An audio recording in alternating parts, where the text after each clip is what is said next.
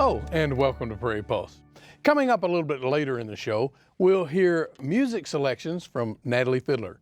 But first, joining me now is Jill Frederick, the founder and volunteer at Cat's Cradle Shelter in Fargo. Jill, thanks for joining us today. Well, I'm just so pleased to be here to talk to you about our shelter. And I want to just make one small correction right off the bat. I'm one of the founders. There are 5 of us. Well, I stand corrected then. As we start, tell the folks a little bit about yourself, maybe in your background.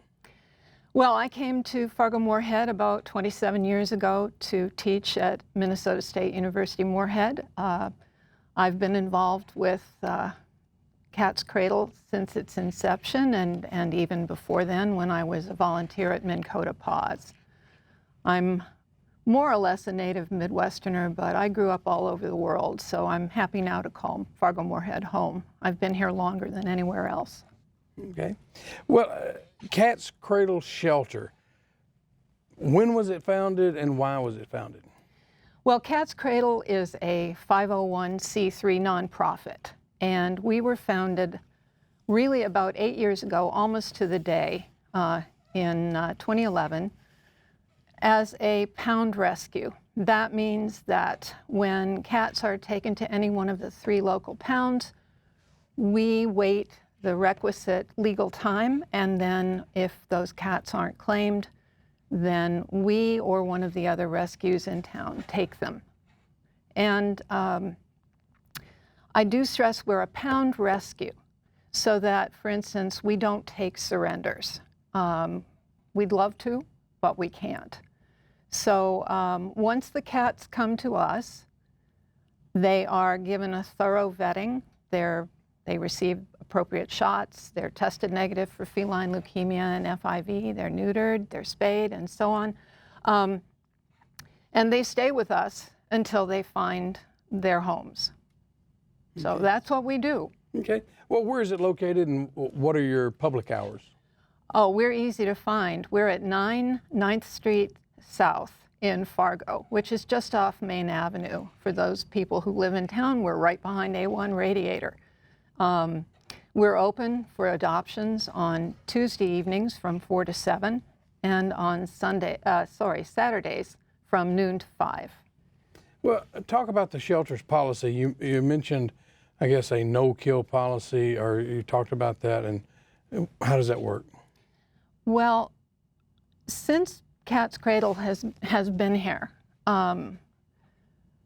no adoptable animals in Fargo-Moorhead have been euthanized. Previously, up to about 800 cats were euthanized every year, but that is coincidentally just about the number that we're able to adopt out every year. So between us and the other rescues in town, all these cats find their homes. They stay with us until they do find their homes.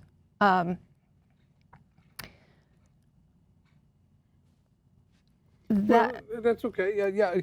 Yeah. When somebody finds a stray or a litter of kittens, what is the process? Because you say they don't come to you. So what's the process, and then how does it end up in your shelter? Yeah, legally, we really can't take a cat in off the street. So if someone finds a stray, a litter of kittens, we always encourage those folks to call the animal control people in whatever jurisdiction they're in, whether it's Fargo, West Fargo, or Moorhead. Animal control will come and get those animals, take them to the appropriate pound, and then after the legal time, then we can get them. Yeah, and when you say the legal time, because after a legal time, a pound does, the policy is that they would euthanize. Well, they used to, but they don't do that anymore. Okay. And that's because we've all sort of stepped up and begun to take care of that. But I do want to emphasize that once a cat is with us in our care, we never euthanize unless the cat is so sick or so injured that it simply can't be fixed. Sure. But we have a number of cats that have been with us for a while. We were wondering if they were ever going to find homes, and suddenly the right person comes along, and that and that cat goes home. So we're happy to have them until they are able to leave us. Well, with that said, how do you house the cats? I mean, I've been told, I guess, you don't have them in cages. We do not. We house our cats in colony rooms. We have about 8 or 9, depending on how many cats we have at any given moment. And we're really proud of our rooms. All of the rooms have windows. There's a lot of vertical and horizontal space for the cats. And they're free to just sort of hang out, sit in the window, play with their toys, make trouble with the other cats if they feel like doing that.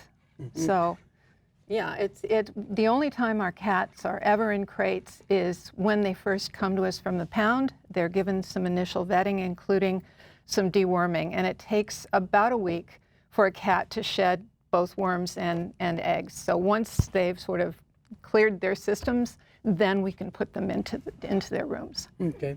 Well, and then how can people adopt a cat or cats? What's the process?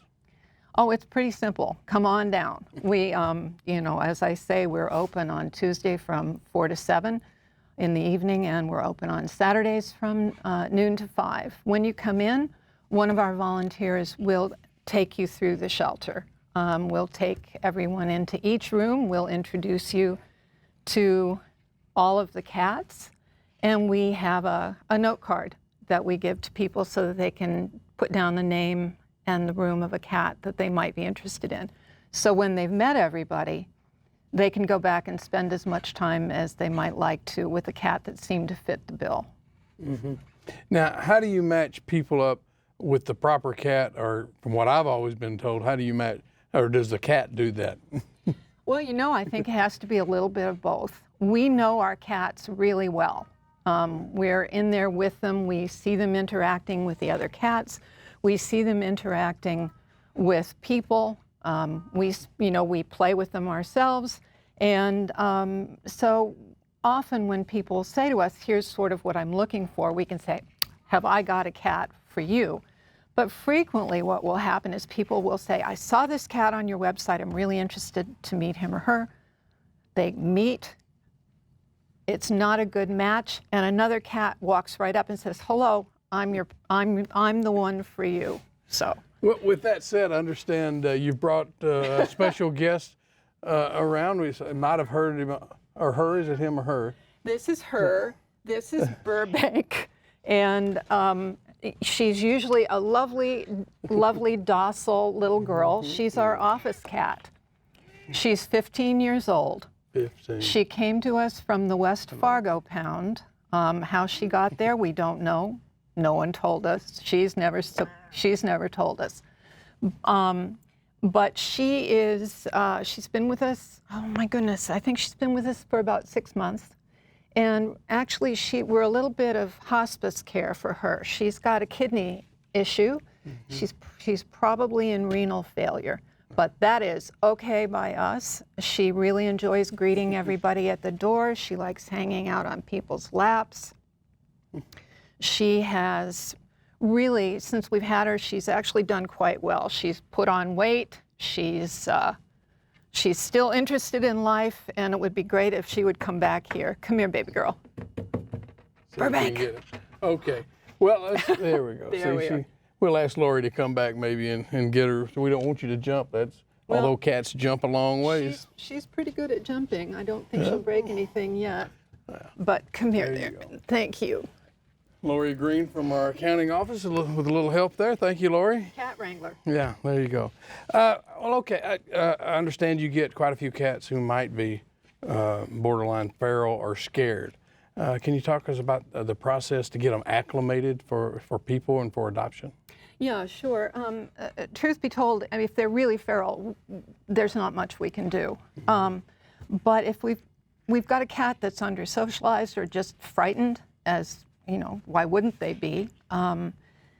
We just spend a lot of time with them. We let them acclimate slowly to the rooms that they're in. They learn from watching the other cats, really, interact with people. They learn to see people as their friends and not as potential enemies. Now, if they're truly truly under-socialized, we actually do have some volunteers who are animal behavior specialists, and they put in a lot of time with them to bring them around to be more people-oriented. Mm-hmm. So it's really just a question of time and patience with those cats. They, as I say, they learn from the other cats as well as watching people come in. They see us petting the other cats, they see the other cats playing and doing cat things, and I don't think we've ever had a cat that hasn't come around. Yeah. Well, how many cats do you have at any given time? And sort of, you mentioned age of, what ages do you have? Well, they run the gamut, really. We have newborns, essentially, all the way up to cats as old as Burbank, although I want to jump in and say that the young kittens always stay with foster families until they're 12 weeks old. They won't come into the shelter until they're really ready to go. Mm-hmm. Having said that, the numbers vary wildly throughout the year. Right now, we are absolutely swamped. We've got, if I remember correctly, we've got over 70 on the premises, and we have probably about 140, or twice that, in our foster group. So, but you never know. Just a few months ago, we were down to about 49 in-house and not all that many in foster. But for whatever reason, recently the pounds have just blown up. Yeah. How many volunteers do you have there? And with that, how are you funded? We have probably 48 volunteers who come in to the shelter and do the glamorous jobs of scooping litter, cleaning, changing food and water dishes, that sort of thing, lots of laundry. But we probably have easily that many or more in terms of our foster families who are just as much part of our volunteer group as the people who come into the shelter on a regular basis. Mm-hmm. I'm sorry, I forgot. As far as how you're funded then. Oh, our funding, yeah. Well, we, as I said earlier, we're a 501c3, which means we're funded primarily by donations. We do charge an adoption fee, which goes obviously towards us, but it's donations and grants and our adoption fees. So what is a typical adoption fee? Right now, our adoption fee is $142 with a card. We'll give you a $4 discount if you pay with cash or check, so $138. But we always like to make sure that people understand that they're getting a lot of bang for their buck for that $138. They're getting far more vetting than they could get on their own. That adoption fee covers their initial test negative for feline leukemia and FIV. They're up to date on their rabies and their distempers. They're dewormed. They are neutered or spayed, depending on the sex of the cat. And they're also microchipped. And that's really, we lose money on every single adoption, but we're not in business to make money. Mm-hmm. It's all about finding homes for our cats. Sure. Well, then can you talk about maybe some of the success stories you've had with that and, the care that some of them need? Oh, yeah. Well, I would say that all the cats that come to us are success stories because they're out of the pounds, they're out of horrible environments and so on. But certainly there are always a few that just stick with you. Early on in our existence, we met a little cat who's become essentially our mascot, Corky. He was found, it's a really sad story with a wonderful ending. He was found dragging himself down Main Avenue in Moorhead. He was born with a condition called arthrogryposis, which meant when he was born, his legs went backwards instead of forwards, and they were crossed. So he had no use of his back legs. We claimed him out of the pound anyway, and worked really hard to find a veterinarian who could care for him. To cut to the chase, we did. He was able to turn his legs around. Unfortunately, one didn't really take well, so he had to have one of them amputated. But he has gone to live with our director, our executive director, Gail Vensky Adams, and has a happy, happy life. But the point of that is that he is really the face of our shelter. Almost immediately, for some reason, his story was picked up. He went viral. He's been on the cover of cat magazines all over the world, and people were so taken with his spunky nature and his will to survive. So that's one of our first and one of the happiest success stories that we have had. More recently, we have, there's a cat we had called Polar, who was found iced down in a garage. He was frozen to the concrete. All four paws had terrible frostbite. It looked as if he was going to lose the pads. His ears were frostbitten. He was just, and skinny as could be. And fortunately, our vet was able to, though some of the toes went, able to save the feet. Unfortunately, the ears dropped off, but he's an adorable boy. He looks like a little white bear. And he went to live with a family that adores him, and he's a happy guy. So those are two really wonderful stories. Yeah, that's great. Well, and which brings me to Polar's story is we really do want to remind people that cats and dogs cannot be out in this weather. They need to have shelter. They're not little, wild animals who can fend for themselves. Yeah. Speaking of that, do you have any special requirements for people when they adopt? Well, the primary two, we have a contract that we ask people to sign. The two that we're pretty adamant about is that we don't allow our cats to be declawed, and we require that our cats be kept inside. After that, I think it's important that we remind people that cats can live a really long time, up to 18 years and more. So we expect and assume our adopters are signing on for the life of the cat, and that they understand that making the cat part of the family is a given. So when they move, the cat moves with them. And it's not, as I'm sad to say, so many times we get phone calls from people who say, well, I'm moving, I can't take my cat with me. And we're stunned. Although that's probably not the worst reason people have gotten rid of their cats. We had one lady who called and said, yeah, I need to find a new home for my cat because it doesn't match my sofa. Well, we're running out of time, Okay. So if people want to volunteer or get more information, where can they go? Well, stop by the shelter during our open hours, but our website is www.catscradleshelter.org, and we also have a Facebook page. So we welcome people to drop by either really or virtually. Okay. Well, Jill, thank you for joining us today. It's been my pleasure. Thank you so much for having me. Stay tuned for more.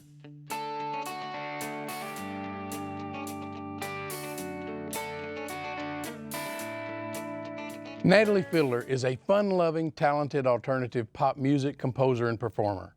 Her lighthearted, jovial personality shines through in the songs from her new EP, Steak and Eggs.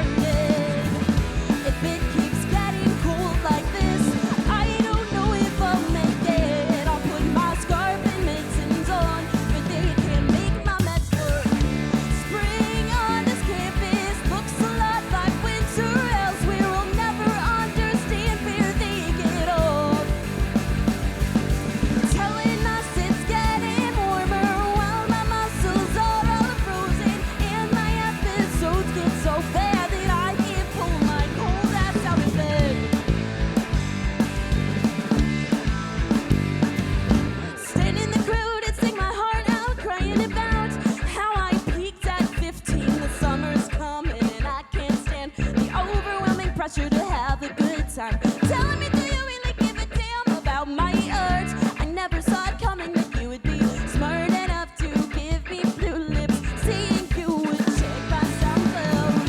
If I keep getting sad like this, I don't know if I'll make it. I'll throw my heart up to the clouds, screaming why. Spring on this campus looks a lot like winter elsewhere. We'll never understand where they get off. Telling us it's getting warmer while my muscles are all frozen, and my episodes get so bad that I can't pull my cold ass out of bed.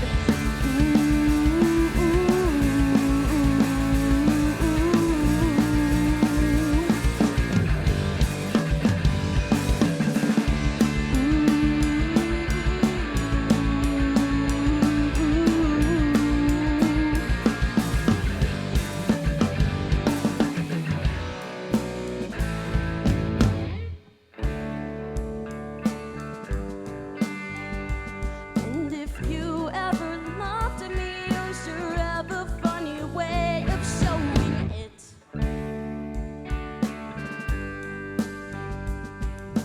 I don't know why, but I can't keep my head above the water.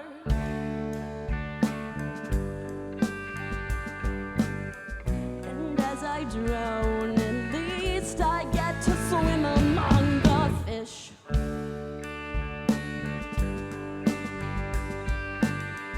We should have saved the Great Barrier Reef instead of me.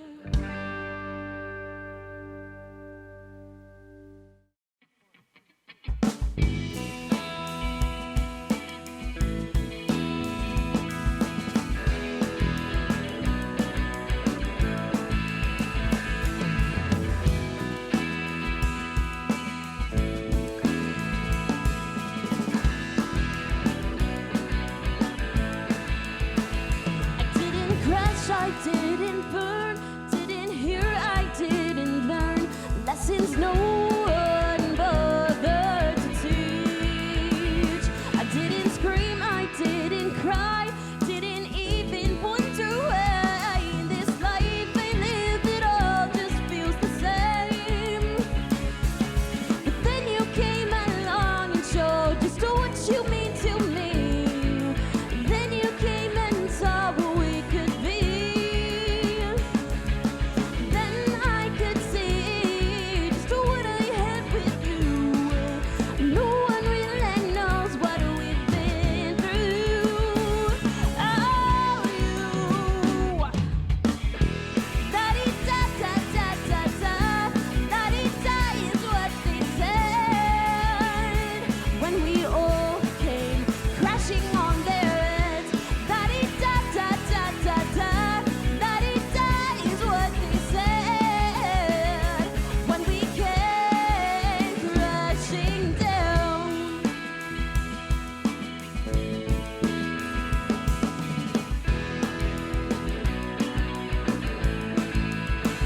So if I stumble and I fall, will you hear me when I call?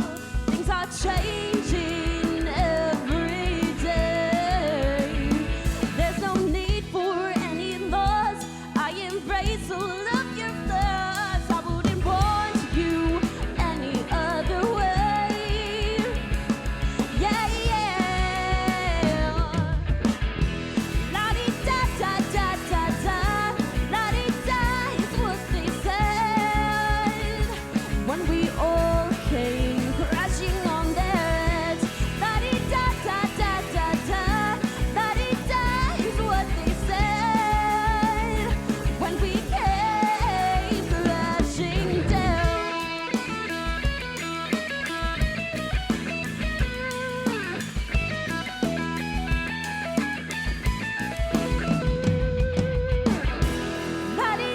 La-di-da-da-da-da-da. La-di-da is what they said when we all came crashing on their heads. La-di-da-da-da-da-da. La-di-da is what they said when we came crashing down.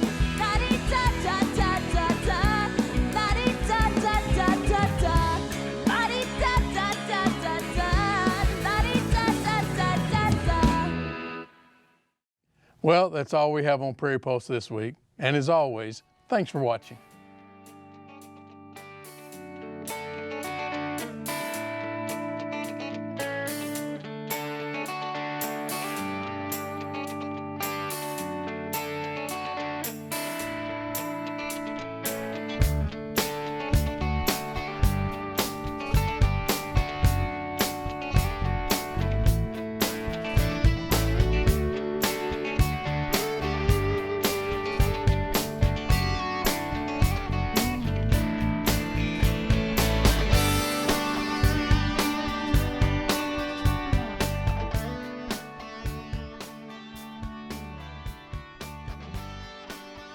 Funded by the Minnesota Arts and Cultural Heritage Fund with money from the vote of the people of Minnesota on November 4th, 2008. And by the members of Prairie Public.